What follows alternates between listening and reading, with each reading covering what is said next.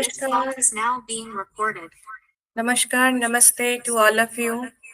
A very good evening. And today we are very fortunate that our dearest Professor Joefe Santarita from the Roots Reunion, we are very fortunate that we get Professor. And I believe that there will be more people will join on the time, but we will start in time. So I want to start today's program, and this program is recording, Professor.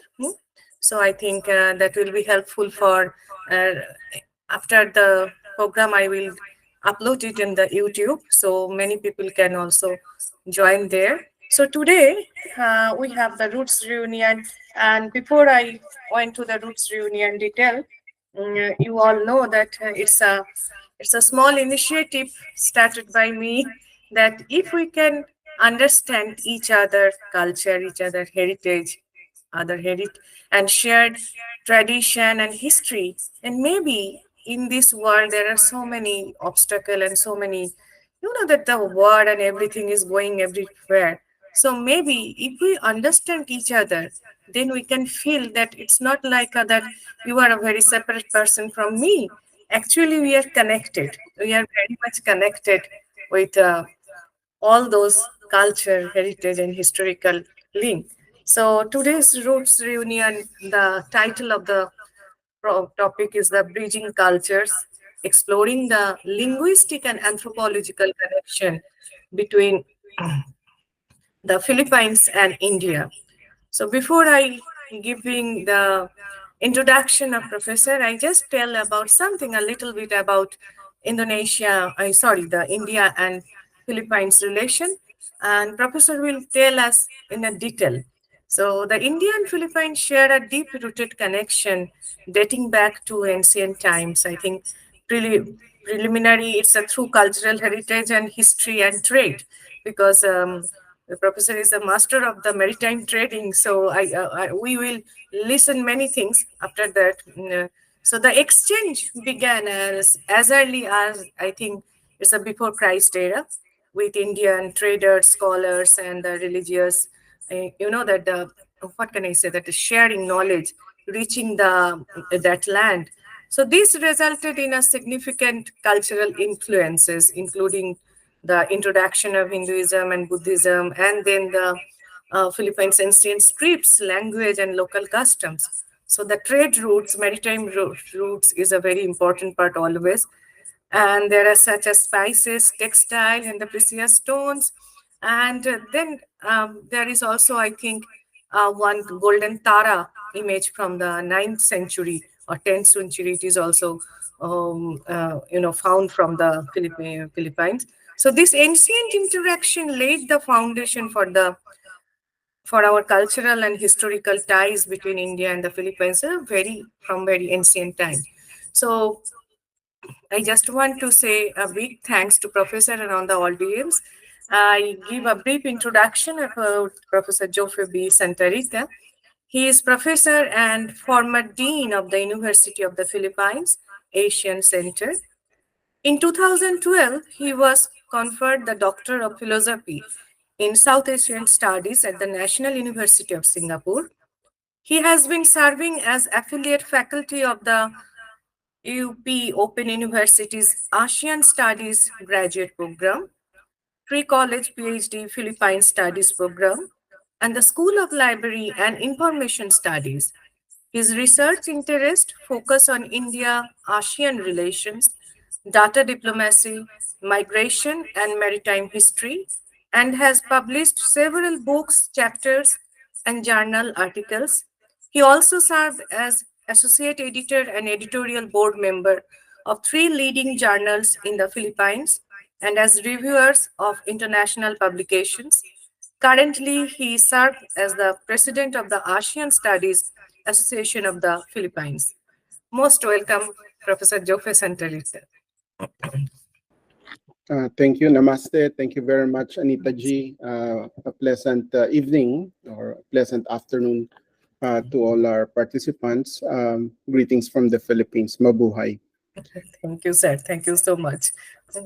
So I think We today we discuss with Professor Santarita. We met in Delhi. I think it is 2022. Mm-hmm. We met as a person. We met in Delhi in IGNCA, and that was a conference on the Ramayana.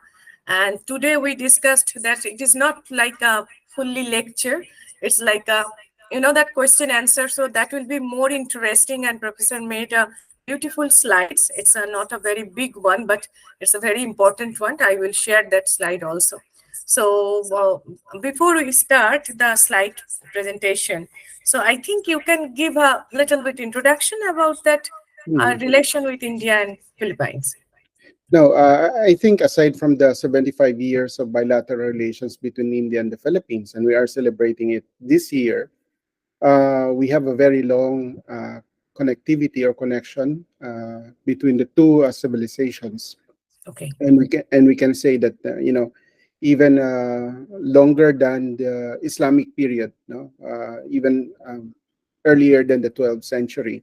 Hmm. And we all know, and perhaps I would, subscribe to the terminology of the former president, Indian president, President Abdul Kalam, when he mentioned of this idea of the umbilical connections. I think this is very appropriate, the umbilical connection to register the connections between or the relationships between the Filipinos and the Indians, not just simply in the Filipinos, but also the Southeast Asians.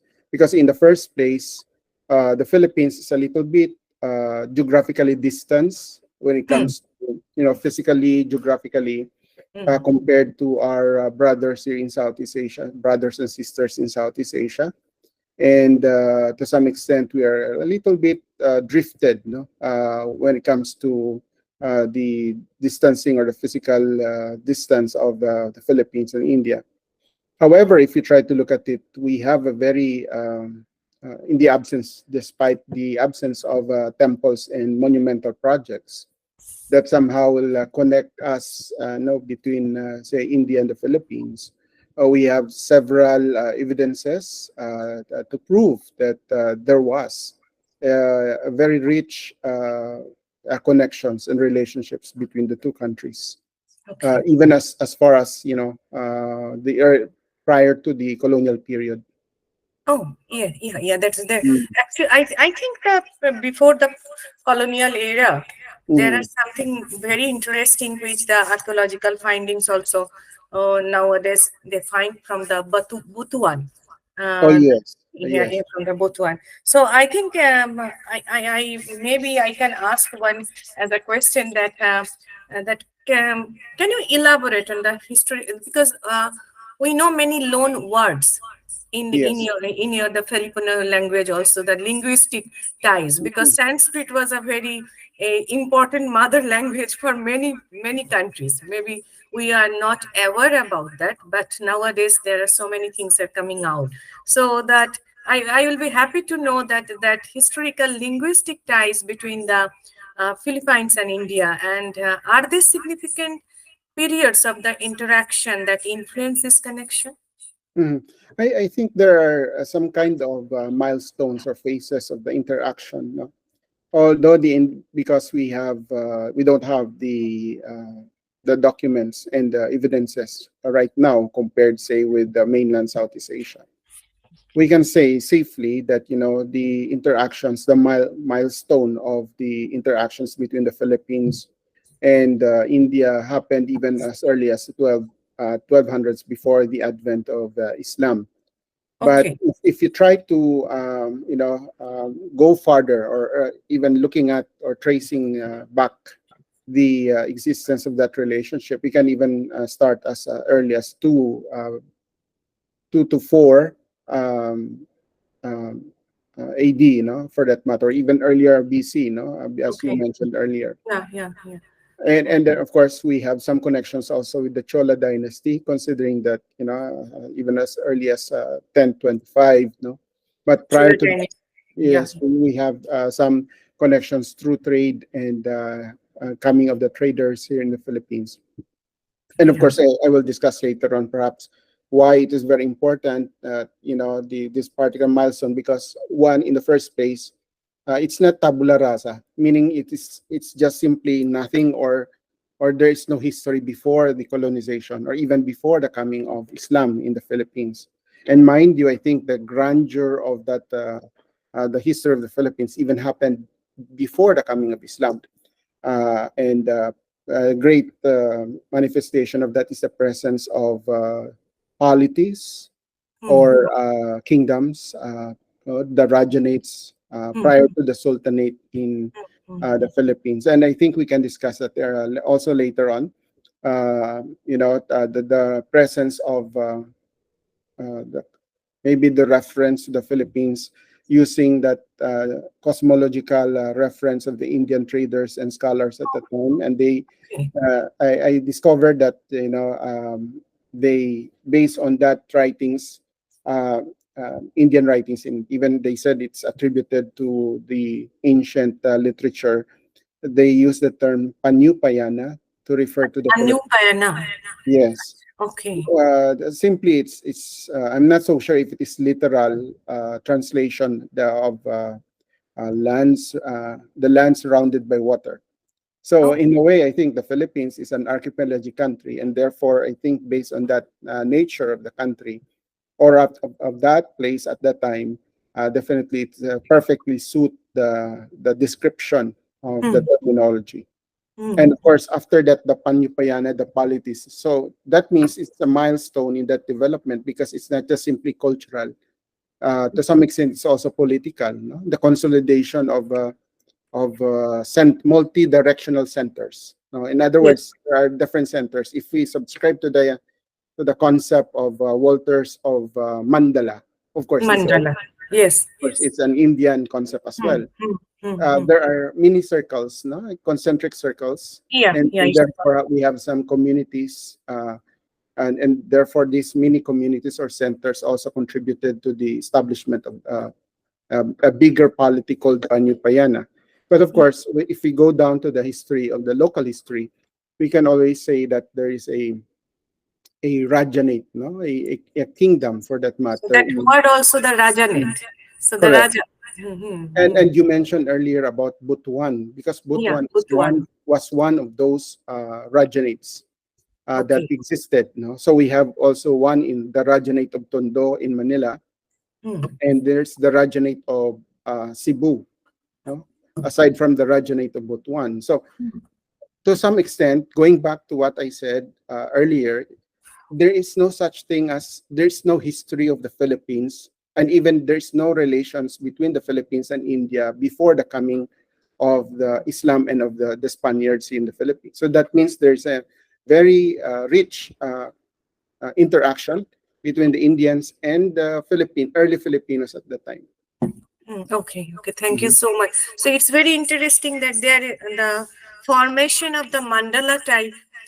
That's Mm. very and that word anupayana is a Panyupayana. yeah. Uh, Panyupayana. and Mm. that's very interesting. Maybe the more research can get the link that the linguistic link that.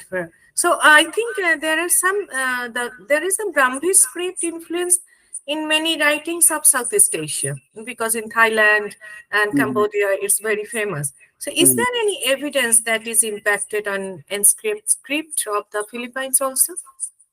Oh yes, of course.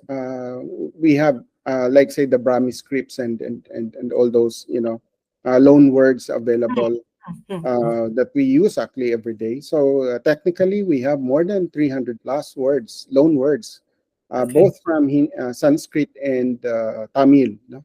Oh. Because it was contested before that it's I think Dr. Juan Francisco, the first Indologist, mentioned that even Henry Otley Blair and all those prominent archaeologists and anthropologists, they said that it's just simply Hindi or Sanskrit influence words here in the Philippines, but it's now being contested. That there are certain Tamil words also present. Perhaps that's correct because, of course, if we subscribe to the belief or to the theory that the Philippines once a influence also by the Chola dynasty. Of course, we know that Chola is on the southern part, so definitely there are. um, The Tamil came Tamil. from, yeah. Correct. Mm-hmm. No, let me just give you some examples, and maybe you can share that slide later on. No? Okay, okay, okay. Like for instance, when we talk about Indian loan words in Philippine languages, if we use for that 350 words, Sanskrit loan words like guru, it's 350 words. yes, it's not just only present in Filipino or in Tagalog, but also in different dialects and Filipino languages, like say Tausug or even in Hiligaynon for that matter. No, so we have several languages and dialects here in the Philippines. So So I am sharing your sure, sure. screen. Yeah. Yeah. So while you're sharing the screen, perhaps it's also good to point out that one of the prominent. We can go to the next slide, looking at the um, This one? no, no, no, no. We can proceed because I think Steven, yes, that's one. Yeah. That's the one.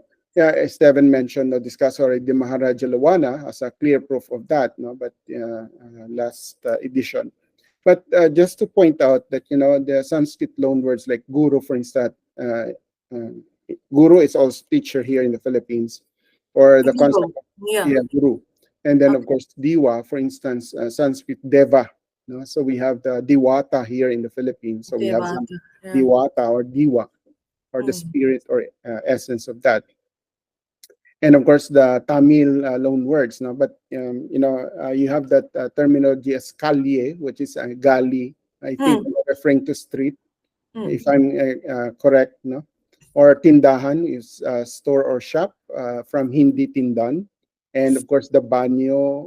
Please correct me if I'm wrong. No, but banyo I think from a Tamil vanayar, no? Or Mm. banyo for that. Now, aside from that, if you check actually the examples, no, of the terminologies, like say saksi, which is Shaksh. Yes. Mm. shaksi, or dukha, Huh. which is grief, or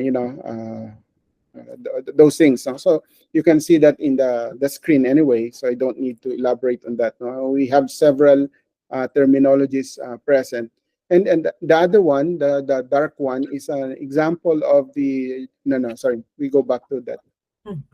The darker one is actually the Jawi script, which is actually a combination of the Sanskrit and, of course, the Malay terminologies and the scripts, no? Uh, Okay. which is actually part of the Laguna Copper Plate inscription, the LCI, that was actually discovered in 1989. But Mm. to some extent, you mentioned about 900 AD, uh, talking about the calendrical, it's about the death or the loan of a person, but it's not just only the description about the agreement, but also even in terms of the calendrical system used at the time, because we have Mm. certain terminologies, no, to refer to the Saka and so forth and so on. So in a way, I think these loan words are not just simply for the transliteration or simply for conversation, but I think it's being used right now, even in terms of agriculture. Has so many implications, by the way. So it can be also, it's being used also in terms of politics, no? Because the use of the word Raja, Mm. Mm. Mm. no, Mm. and then mind you, going back to that polity, the word Raja is not Islamic in the real sense of the word. No, so before the existence of Sultan, we have the Raja here in the Philippines. So Yeah. therefore, it's a clear proof that we have a very strong relation with India at the time. Whether That's it's actually incredible. Mm-hmm. Yeah. yes, whether it is direct or indirect communication with Indians, still Mm. the same. There was actually a good relationship between the Philippines and India at the time. Yeah. So Thank yeah. you. Mhm. Mm. So I think your next slide also Ah, telling. yes, this is Yeah. quite interesting also because the Mm. transliteration, and this is my observation, and I put this in one of my papers. Mm. Um, like for instance, I can't see the whole thing, no, but um, the transliteration or the transmutation, I use the word. Sorry if I'm not a linguist, so definitely I just use the word. That's not a problem. We can understand. The point there is like, for instance, it's bana. No, it's refers to arrow in Okay. Sanskrit. In Yeah. the Philippines, we use the word pana, pana, which is Oh, the Banak. arrow. Yeah, Bana. yeah, yeah. But in my place in Central Philippines, I don't know if you'll laugh at it, but the bana is also husband.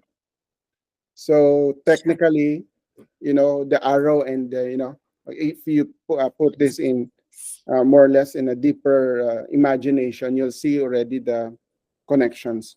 The other Mm. one is kama, the Kama Oh, Sutra. yeah. We have kama, which is love in Sanskrit, but it's transmutated in the Philippines as bed.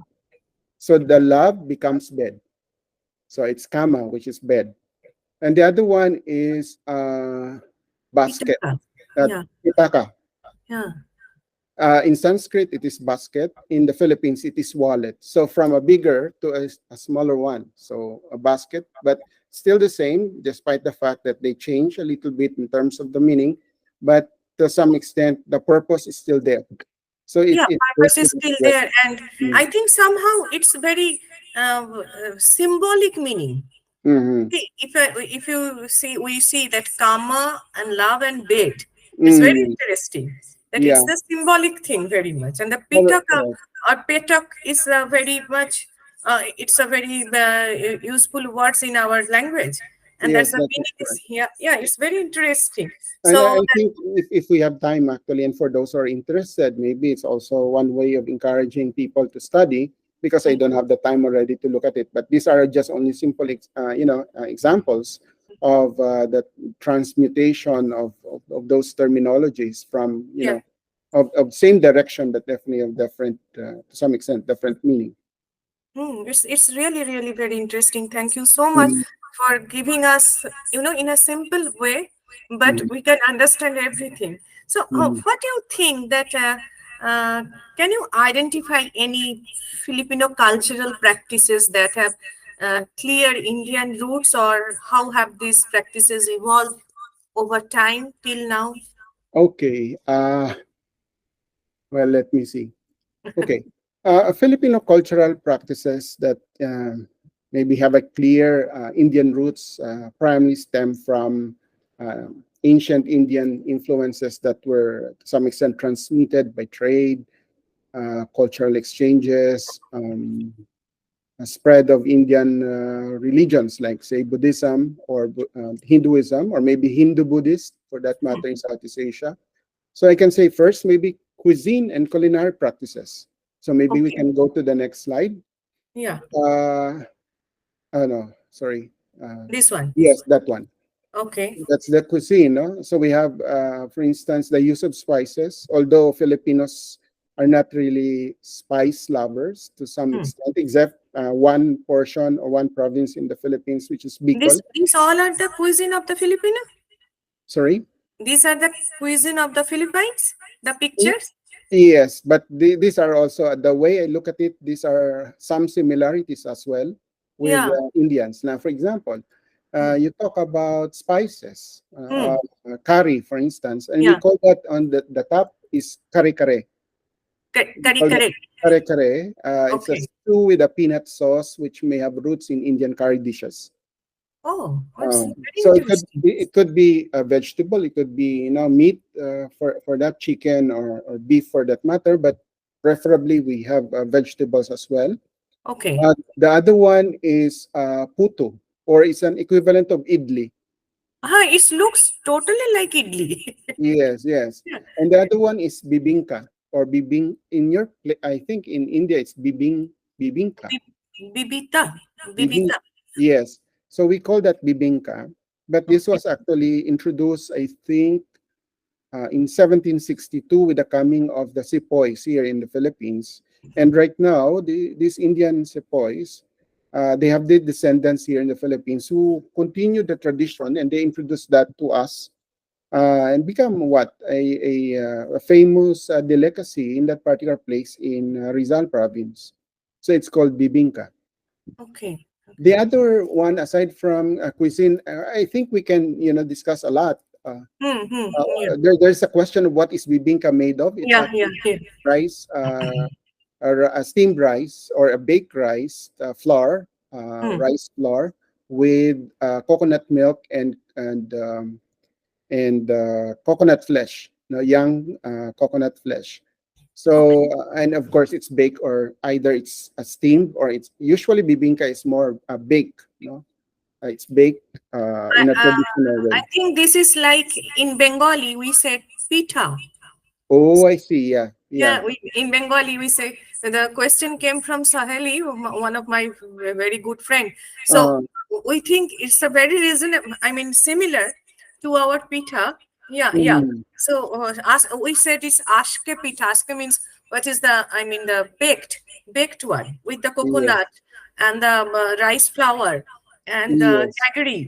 Mm. Yeah, So because we have similar climatic condition as well. No? So we yeah, have weather, and then we prefer actually milk. And your southern part of India is similar to that of the Philippines. So maybe we have some similarities in terms of our dietary preferences, and of course our dessert and eh, all those yeah, culinary practices. yeah, yeah. Other thing, aside from cuisine, we have religious and spiritual practices, like say even of respect to animism and respect to nature and the spirits. No, but I'm not saying here that we totally adapt to Indians. Same thing as Indians will also adapt the Philippines at that time, because I don't subscribe to the idea that a certain place is a melting pot, that we are just only receiving all forms of culture, because we have our culture long before that. So Hmm, it's hmm, a dual process. Anyway, but I think it's very important to see the interaction, and therefore the acculturation is actually working operational at that time. And of course, we can also say we can go back to the previous slide. Yes, that hmm. one is on textiles and clothing. Uh, Okay. if you notice, then I think you have the textile, Indian textiles, and we Yes, have it's very similar. It's yeah, very and the other picture, which is actually the red one. Those are examples of the this kambaya, no, in the this one. Philippines. No, no, prior to that, sorry, before that, yes, that one, that other figure, the red one, is actually referring to the kambayas in the Philippines. We have similar designs.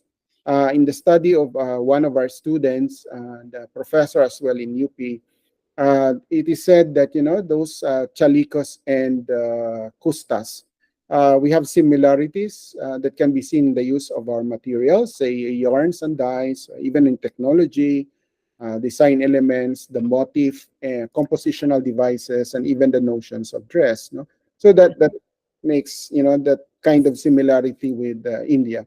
And of course, what we are wearing, like say our barong Tagalog, has similarities with the Indian male dress somewhere in the north. No. In actually eastern part of India, Hmm. in the red one especially, Yes, it's a yes. very common. Like we wear sari, and this type of we also used. We said gamcha. Gamcha is Uh-huh. like the cotton towel. Cotton Yes. towel. Yeah, that is the handmade cotton towel. This red one is very similar to that. And it's coming from my place. It's called patajong. Patajong. Yes, yes. Okay, okay. Mhm. Oh, and I think Dr. Alkesh Jabri from US, he also joined, and I think he writes something very interesting. That his friend, I think what he write, I cannot see here. Okay, Alkesh he write that few days I saw the Persian uh, wearing dhoti like Kerala. Yeah, yeah. Actually, this is a very, that there are so much mixing with the culture and the textile and the cuisine. It's very Mhm. difficult. Sometimes it's very difficult to, that separate to the Yes, art. that's correct. But Yeah, yeah. but the recent one, I think we're not talking here of the modern connections. We're even talking about ancient connections at the time, even textile production. Hmm. And we all know that it continued even during the British colonization or occupation of the Philippines in 1700. So they were able to negotiate and did some trade with the Filipinos, going to Mumbai and Madras at the time. Okay. Yes. It's very interesting. Mm. So I think when we are talking about the cultural practices, and definitely there is a one culture of the Ramayana is very interesting.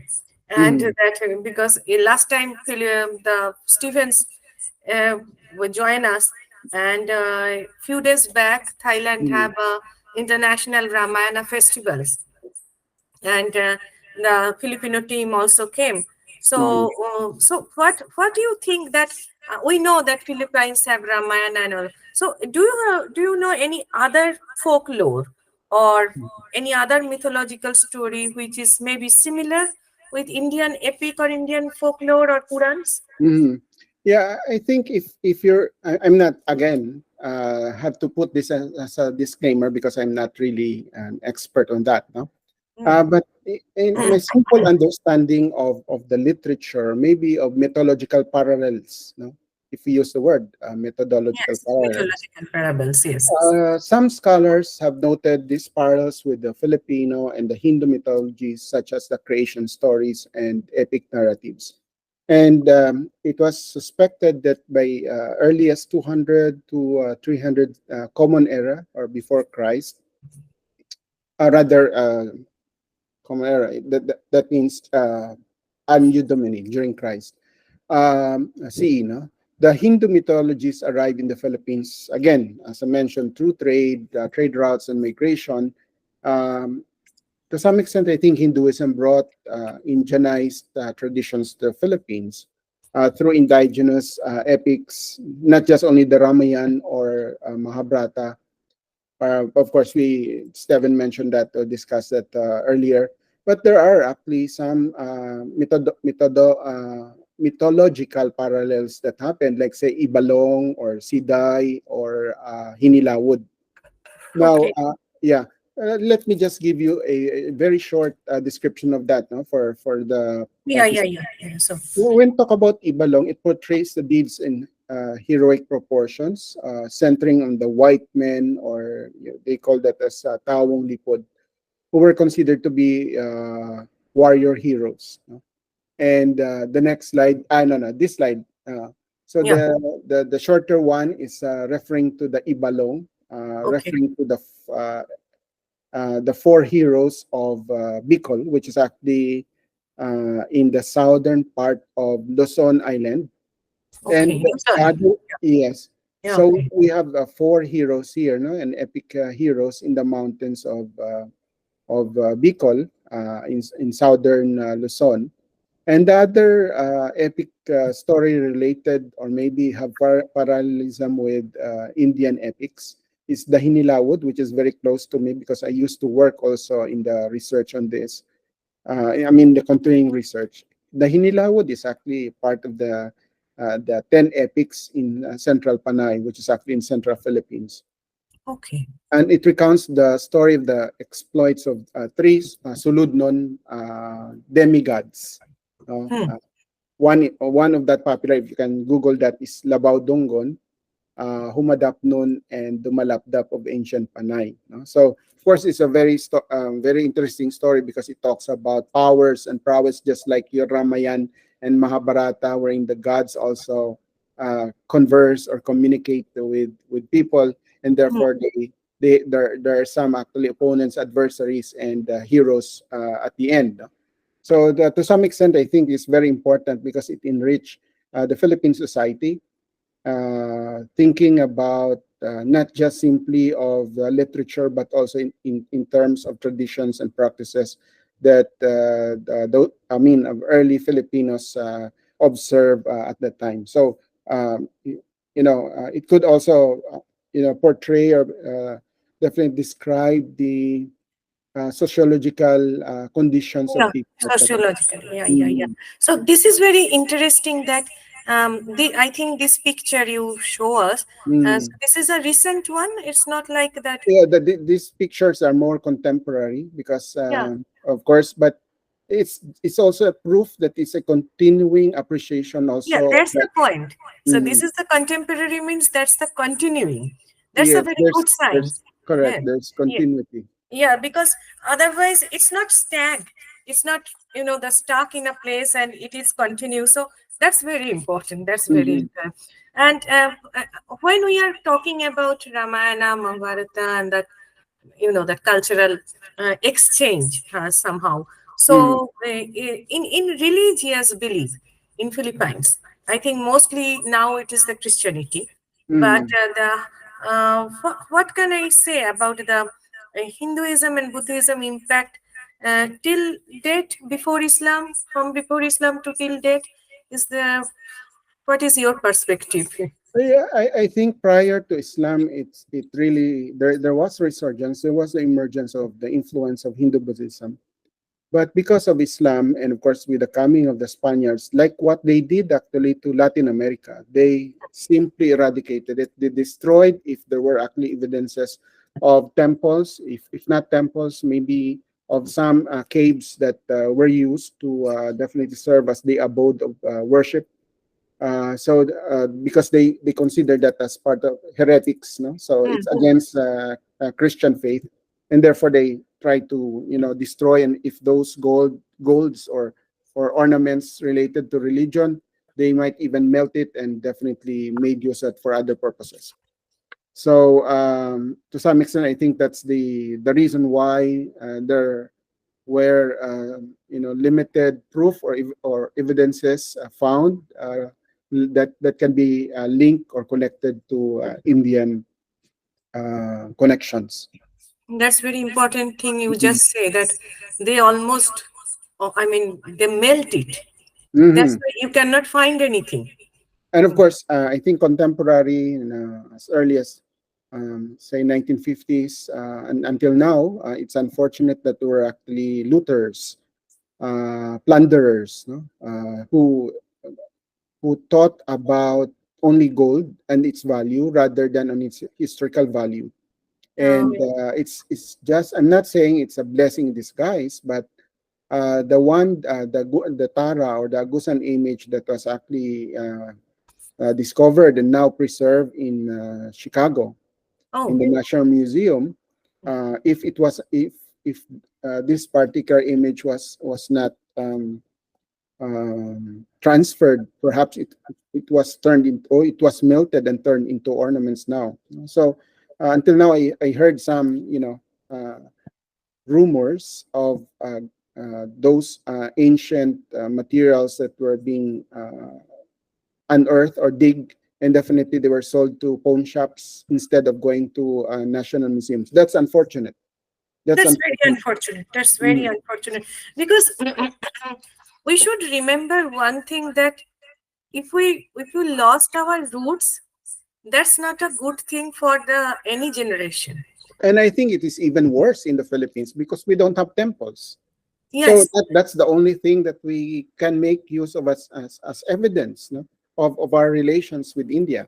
So if those particular artifacts are not taken care of and definitely not preserved by even of the national government, so where else it will go? It's going to the melting, the melting shops, it's turned just into lost. jewelries. Yeah, it's Yeah, it's just only appreciated because of its gold value, but not in terms of its historical artifact. historical value. Yes, Yeah. archaeological to some extent. That's a very Mm, important thing that mm, we should understand that historical value and archaeological value, because mm, whenever anyone want to say something, people are asking, oh, what is the archaeological proof? But if you mm, destroy that proof, then you correct. cannot say anything. Yeah. Yeah. But Fortunately, we still have some of those artifacts in the National Museum, but many are actually in private collections, and this cannot be easily accessed by the public. But oh, if these are actually preserved, acquired by the Philippine government, and perhaps many people, even Indians coming here in the Philippine Indian tourists, can definitely see that. But if it is in private collection, we don't know the extent of its accessibility. yeah, private collection, you never know. You never Yeah. know and that how much and to how many people they are collected. It's never been. But Mm, but we can hope someday someone can take care of it. I don't know, but otherwise we lost everything. The actually these are the proofs. These are the mm, solid proofs of that ancient link. correct. So so in Filipino, I mean the daily livelihood now. So there, in there any connection with the Indian Ayurvedic practices or the traditional medicine? Oh, I think yes, because we have here, although we're quite modernized now, and we're living in an urban area, but still we have folk medicine and folk belief. No, Okay. Indian Ayurvedic practices have, I say, a great influence to our traditional Filipino medicine to some extent. Good example, we have here the next slide. If you see, maybe next slide, please. Yeah. Yeah, that one. That's the Hilot and the Ayurvedic Ayurveda. Herbs. Yeah. Yeah, Yeah. so we have herbal medicine, for instance, no? Both Ayurveda and traditional Filipino medicine. The Hilot places a strong emphasis on the use of medicinal herbs and plants. So we have, our own culture. We have a unique way of doing it, but definitely we have similarities in that. Second thing is that we believe in an holistic approach. So your Ayurveda right now, I think This Ayush is is now very important. very important now. It's not just simply yoga as No. as a exercise, but yoga as a spiritual upliftment. So Hmm. the holistic approach is very important for us. Same thing with Indian. So the Ayurveda traditional Filipino medicine, for instance, share this holistic approach to health and wellness. No? So we consider Okay. the balance of mind, of body, and even spirit essential to some Hmm. extent for the overall well-being of an individual. And I think it helped during the COVID period. No? It's not just only modern medicine, but also this Ayush and the Ayurveda and the Hilot here. Of course, we have, Hmm. when we say Hilot, we have massage and therapeutic touch as well. No? So, So of it's course, mm, so in Filipino language, is there any particular terms for the Ayurveda? sorry, we have, In Filipino language, is uh, there any particular terms used for Ayurveda or not? uh, we have that, we call that as Hilot or the Lot. Hilot, no, for massage and for the medicine. But Okay. now I think modern, I mean, the youth and the present generation, they just simply and comfortably utilize the word Ayurveda to refer to Okay. that. So that means there's an acceptance, growing Yeah, acceptance of. that's a sign of acceptance. Correct. So in a way, I think, but one thing is very important here. If you Ayurveda, you're referring to the life force. No, there's a term for us here. No, thank you for reminding that. um, we have a term for that. No? The life force is called as dungan. The Okay. dungan. No? Tungan. Dungan. Okay. It's the idea of something invincible in the what you call that? The invincible entity. No? So it's your partner of your body, of your soul. Okay. And if your dungan is weak, Hmm. you will physically get sick for that. So that means it should be a holistic approach of the wellness of your physical body and your inner self. Yeah. That's the Yeah. dungan. Yeah. Yeah. That's That's the concept, actual concept that mhm. from And therefore, outside maybe you are fine, mm, but from inside. from a Western perspective of medicine, I think we're only looking at on the external one, but Yeah. for the Ex- Asian perspective, we both looking at on the internal and the external one. And the external. Yeah. Yeah. And perhaps that's very important. I think we have this practice of batak dungan, which is to resuscitate, no, in Okay. order to get healed, no, from this. You need Okay. also to resuscitate the inner self for that. No, I think it goes back to that Ayurveda idea of the life force. Yeah. Yeah. Yeah. Mm, That's very magnificent new, I mean, information is coming from mhm. today's lecture. I think our audience maybe today is not very big, but they all are enjoying and lots of question and the remarks are coming. So I saw these slides. I think Yes, yes. there are Filipino festivals and celebration that share some similarities with Indian festival, or how do these festivals reflect the connection between our two culture? I have very limited, so that's the reason why I'm just putting there, no? Because I'm sure you're going to ask about these festivals. Uh, yeah, but again, the disclaimer is that it's so very limited in terms. I'm looking at on some similarities. Hmm. Like say, for instance, if you see of the Pahiyas Festival in Lukban, Quezon, in northern part of Philippines, which is actually celebrating the harvest season with colorful decorations. And take note that those decorations are made of dried flour, painted. Right?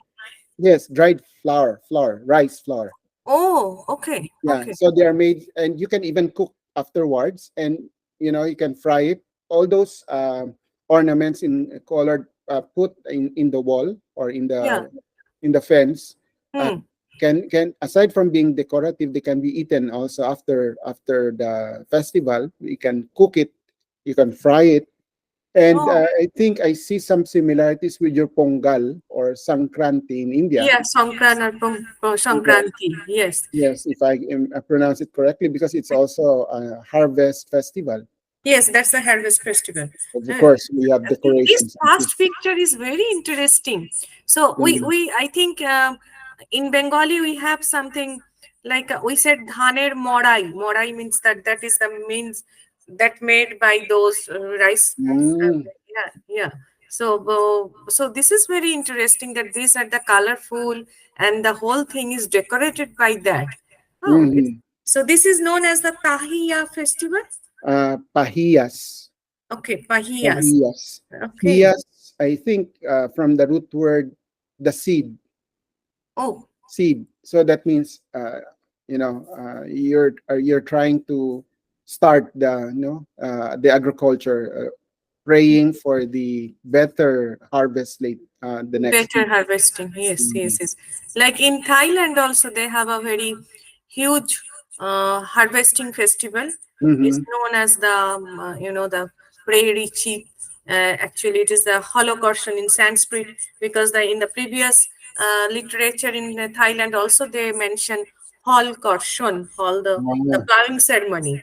Mm. yes, yes. So yeah, so the prince or the someone from royal family and the agriculture ministry they join the Mhm. festivals and it's a huge thing.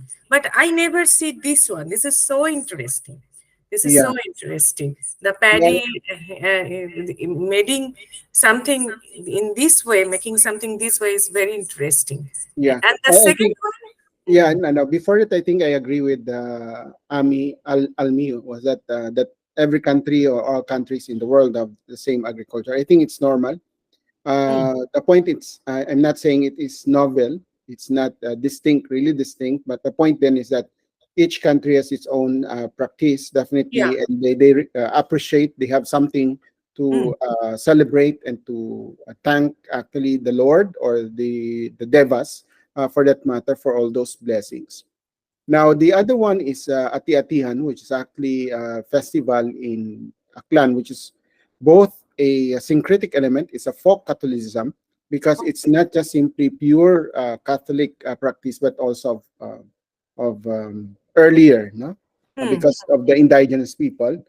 And similar to your Holi, the Holi in India. And the next slide, because we don't have a time, I think yeah, we have yeah, only 1 hour. yeah. We have the Sinulog Festival in Cebu, if you're familiar with that. Also part of that worship or veneration to the Santo Niño. I think The you baby mentioned Jesus. This is that the baby Jesus. Yes, yeah, yeah, yeah. yes. And of course, you have, I think, similar to that is your Nabratri. Navaratri, Okay. Navaratri. Yeah, So I don't need to elaborate on that, but the picture alone or pictures alone are enough to tell about the revelry and yeah, the yeah, celebration. definitely. The Yes, picture can tell us many things. So, correct. so this is the the literature and the film and the popular entertainment. Now the relation with the something like that. This is a very I think interesting because slide. I have to put this in a way, because the Bollywood film in the Philippines is gaining its strength, no? Uh, Bollywood film. Yeah. yeah, compared to Southeast Asia, we are the last in terms of the appreciation of the Bollywood. But I'm happy we have the Oh, Bollywood films here right now. Not thanks to the aggressive Netflix and all those platforms, no online platforms. One in recent times, one that really caught me in terms of the popular culture is your Asuka. Ahsoka. And I think this one is, if you're familiar of that, is the song San Sanana. Yeah. Yeah. Yeah. Yeah. And Yeah. the Filipinos, because they're very creative as well, so they make actually the bottom picture. They made some Filipino version of the San Sanana Basuka, and Mm. it's the Budot one. No? So that means there's a some kind of acculturation, and they Yeah, trying it to looks modify. like it's very much also the style of deities, the goddesses. So the Yes. goddess and gods and goddess of the ancient period. It is very much look like that poster is very much look like that. Uh, Uh-huh. But so but that means Again, I think it's not just simply about the coming of Indian influence here in the Philippines, but we are also being attracted to make our own films, the Filipino films made in India. And oh, there's the title, Tomb, My Pledge of Love, which is actually in, I think, into Taj Mahal, no? okay. The plot and the scene. Hmm. And I I think just for your information, the guy there that served as the actor uh, is now the current senator Oh, of the really? Philippines. Yes, Oh, Robin Hood Padilla. yeah. Mm, And mm, so it's really nice to see that how that it's a sign of acceptance also, and I yes. think yeah that's a good thing that how we can accept each other. Mm, So because somehow that uh, there are many people are they don't like to use some words, but how can we avoid this acceptancy? That is also a mm, point, no? Because nowadays, once upon a time, we don't have so much option to know other culture or other things. But mm, nowadays, you have your mobile. Nowadays, you have your laptop and internet. You can search any countries. You can yes. search any country. So it's better to accept. It's better to Mm, accept, and well, acceptance is a base of peace and everything. yes. So and. Uh, I think there are not much time we have. So, what are the biggest challenge you face, if anything, that when researching the connection between these countries? Is there anything like that? Yeah, I think both in terms of the ancient, much more in terms of the ancient, but even Hmm. during the colonial period, I still have some problem in terms of the historical documentation. One is that the absence of the documents, the absence of the artifacts. If those artifacts are present, these were actually either in the Easy to say. Yeah. and these are if not, these are actually these materials are not available here in the Philippines. Either it's actually in Madras or in the British Library or in the Spanish Archivo. So that's one thing. Second is even in terms of the language barrier, because one is some of those documents were written in Malay or in Hindi, I mean Sanskrit to some extent, in Hindi and Tamil, no, for that, and some materials are written in Spanish. And of course, we all know that the Spanish translation may not be faithful, no, to the original document. Hmm, hmm, hmm. The other one, I think, is the geographical distance. No? We all know that if it is the research, you have to invest time and money at the same time. So imagine if you want to do some research also in Britain. For that, you have to invest money. And I think before we go, I think it's good that the second to the last about this mekos Okay, Mekos, yes. towards the last. I think it's very important to point to to Yeah, our attendees because yeah. it's a more recent one. The mekos is a slang, and I think in your term it's mix, right? Mekos. Mix also an English language. No, no, Mekos Mekos. Because I think it was introduced to us by an Indian migrant here in the Philippines, and that's the reason Oh, why just present. like the Kling. The Yes. Kalinga people is known as the Kling, the migration people.